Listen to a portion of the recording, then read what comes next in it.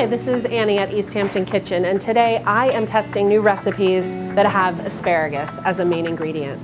We are just at the beginning of spring, and these little tiny green asparagus are emerging and getting snipped and getting into the bunches on your supermarket shelves. They're pencil-thin asparagus. It's a seasonal vegetable. They're beautifully grown around here. They take a really long time to cultivate. It takes like 7 years once you plant asparagus for it to start coming up. Today we're recipe testing, but we're serving these pencil asparagus. They've been grilled, and we're serving them with a Gribiche sauce, which is basically like a broken egg salad.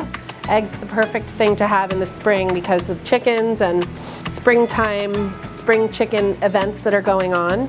So we're serving this with a healthy dollop of sauce, and then I'm gonna finish it with a few capers that are acting as a pickle component to the dish. So it's a very simple dish, very delicious, and something that would be really fun on a buffet at a brunch or at a dinner party. You can serve it warm or room temperature.